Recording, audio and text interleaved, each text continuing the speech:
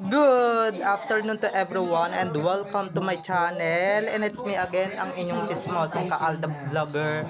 Gusto ko munang magpasalamat sa inyong lahat sa mga walang sawa na tumatangkilik, nanonood, sumusuport at sumusubaybay ng mga content ko here on my YouTube channel. So huwag ninyong babaktawan o lalaktawan tong ating topic for today's video. I'm sure na hindi ninyo pagsisisihan na pinanood nyo ito mula umpisa hanggang kulihan, and syempre wag na wag kayong mag-i-skip ng segment, okay? So dumako na tayo sa ating main topic for today's video. Ito na nga mga ka-ADN, ito na pala ang istorya ng Zarzuela kung ba't nabuo ito. Ito hindi dahil sa ayaw nila sa dalawa, okay? Kundi threatened sila sa dalawa and threatened sila sa fandom kung anong kayang gawin ng fandom na ito. So, ito na guys, watch this mamaya. Ipapaliwanag ko sa inyo ng buong buo. So, ito na guys, watch this. At kung nakita nyo na nga yung recap, so once again, CTTO sa mga admins, dumako na tayo sa ating main topic for today's video. Gaya nga ng sinabi ko kanina mga ka-ADN, ito na nga, like what I said earlier, sa mga hindi nakakaalam kung ano ba talaga punot dulo ng Zarzuela na ito, ito na nga, ikukwentong ko na sa inyo lahat. Okay, so listen. Eto nga, kaya nga nung sinabi ko kanina mga ka-ADN, marami sigurong nagtataka kung ba't nabuo yung Zarzuela, ba't nabuo yung Arjo at may na-scripted tambalan, diba? Ba't nabuo yung mga ganon? Guys, hindi naman dahil sa ayaw nila sa dalawa, sa Aldab, okay? Hindi dahil doon, kundi dahil sa natetreten sila, palibhasa, pati itong dalawang network na ito nakisabwat na talaga. Kaya pala guys, kaya pala ngayon nag-collab na sila yung ABS at GMA kaya siguro nag-collab na yung Kaposo at Kapamilya para nga naman ganyan naman talaga sila, threatened sila sa mga mangyayari in the future, okay? Syempre mula nung dumating ang Aldab, diba? Mula nung dumating at bumagsak ang Aldab Love Team sa Itbulaga, talagang wala, threatened na sila. Kumbaga kung dati napapasikat nila yung mga talents nila noon, yung mga artista nila noon, nung dumating ang Aldab or yung dumating si Main sa Itbulaga, talagang yun na yung starting point na talagang they are falling down. Maski nga yung tatlong love team na binangga ng ABS dyan sa Aldab noong 2015, wala na rin diba? Kumbaga, kaya sila nag-collab ngayon 2026, talagang para nga naman diba, threaten sila at basang-basa na nila yung mangyayari in the future. Kasi alam na nila yung mangyayari, diba? Tapos alam na nila yung capacity ng fandom na ito na hindi ninyo basta-basta mapapatumba, diba? Hindi nila basta-basta mapapabagsak, diba? Tuwang-tuwa na sila ngayon dahil ngayong Aldab is napabagsak nila. Pero ngayon, hindi na ulit sila natutuwa dahil ngayong fandom na ito is nananatili pa rin hanggang ngayon dito sa mundo ng showbiz or sa industriya. Diba? Kami talaga yung mahirap pabagsakin. Sorry na lang kayo, diba? Sorry na lang yung mga bumabangga sa amin. Yung mga bumabangga sa amin, ay naku, mga kayo pa mismo yung babagsak ng bonggang-bongga. Diba mga ka-ADN, tignan nyo naman kahit ngayon wala pa rin silang napapasikat na talent. Nag-collab na nga silang dalawang network Nako guys, palibhasa, threatened sila kaya sila nag-collab, diba? Yung dating magkakompetensya, ngayon nag-collab na kasi nga they are threatened sa fandom, diba? Threatened sila sa Aldab Nation dahil alam na nila yung power ng Aldab Nation pagka talaga threatened sila diba? sobrang ano sila eh, sobrang kinakabahan sila sa kung ano man kaya nating gawin at kung ano man yung kaya nating pasabugin ng bonggang-bongga. Kaya ayan, nagkulab sila. Kaya bigla silang nabigyan ng mga kapuso, kapamilya sa bawat show nila, dalawang network. Kasi nga, 'di ba? Nagtatry sila talagang pawalain talaga yung fandom na ito. Pero sorry na lang kayo, hindi mawawala yung fandom na ito kung yung Aldab Nation, kung yung Aldab dati na talagang kinakainisan ninyo inawala. Pues yung Aldab Nation, yung buong ADN is hindi na mawawala. Nakatatak na yan sa buong buong Pilipinas, sa buong mundo. 51 million ang nag-tweet. Kaya ba nilang lagpasan yan?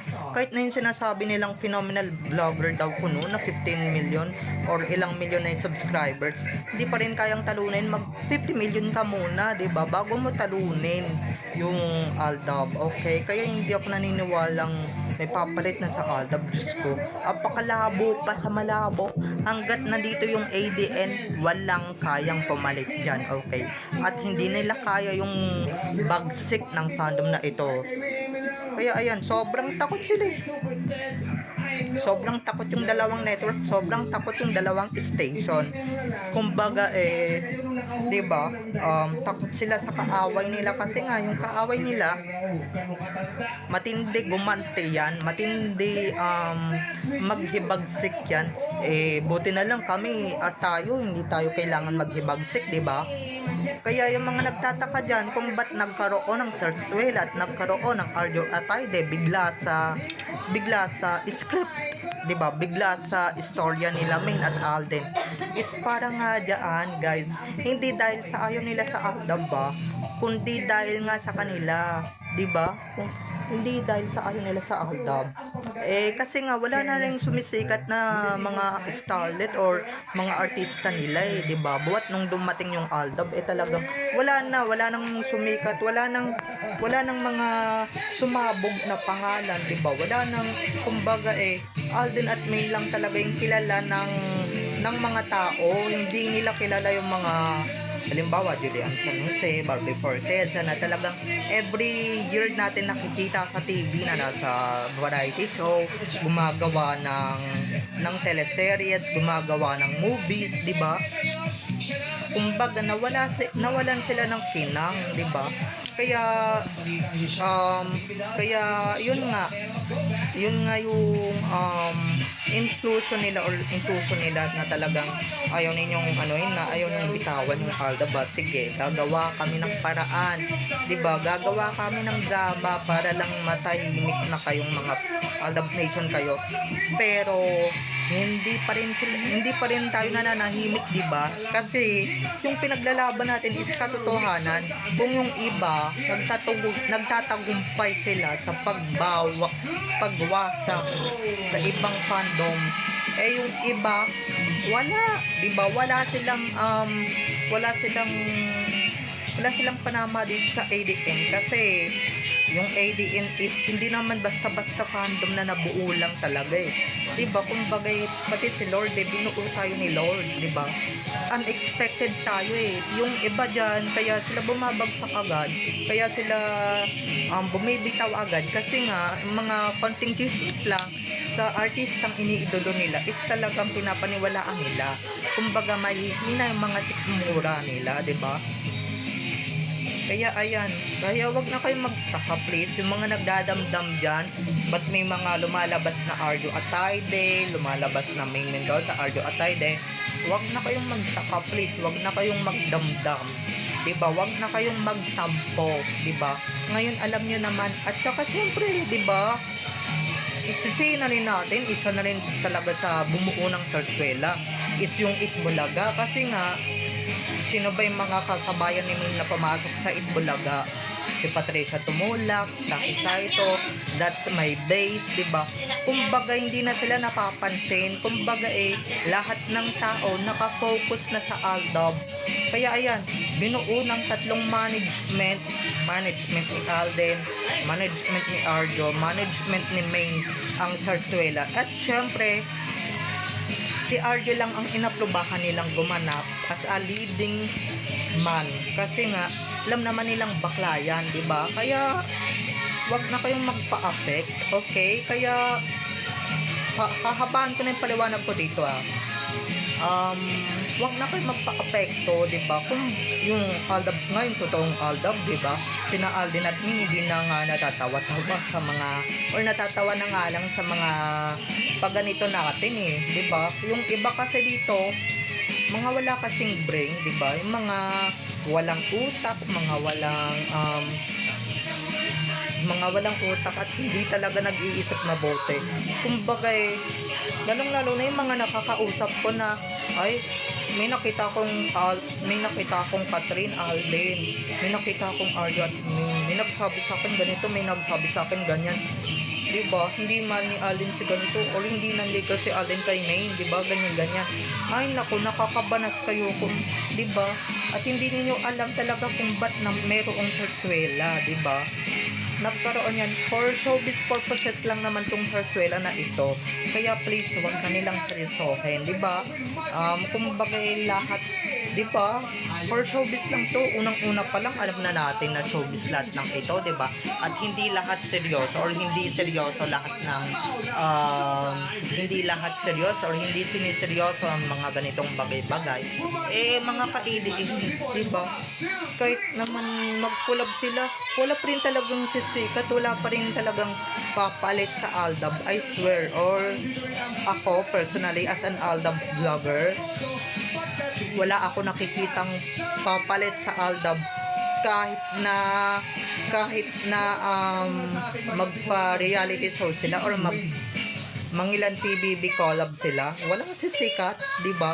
Walang sisikat na love team, walang aabot ng 51 million tweets sa Twitter.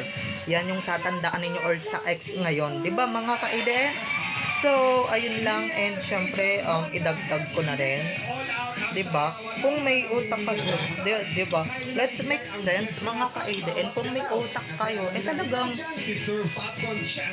yun talaga yung ninyo, yun talaga iisipin ninyo na tama pala yung sinabi ng ganito, diba? Or ni ganito kaya pala tama pala yung sinabi natin na talagang kaya pala may sarsuela kasi nga balak talaga nilang paghiwalayin yung Aldab. Hindi dahil sa ayaw nila sa Aldab or ayaw nila sa tambalan ni na Alden at May, kundi paghihiwalayin talaga nila ng sadya yung Aldab para nga naman mapansin ng mga tao yung mga artista nila, di ba? Ako nga dati hindi na ako nanonood ng ibang artista at hindi na ako kumikilala ng ibang artista di ba? Kumbaga Aldab na lang talaga ng Aldab yung kilala ko.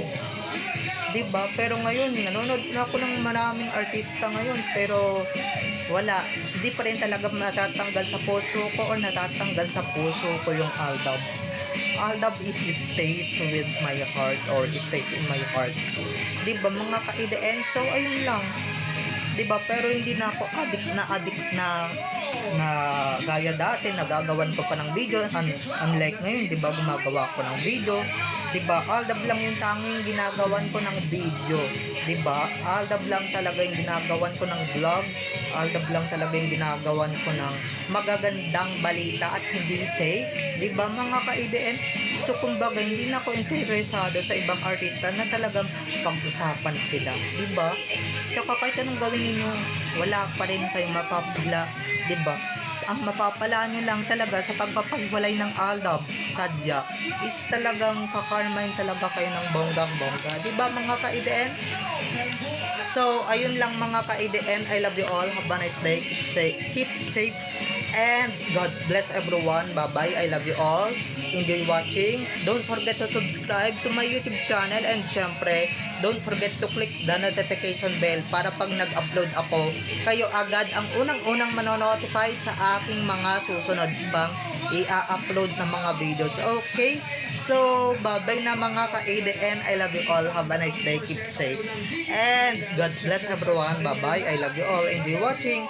See you on my next videos, everyone. Bye-bye.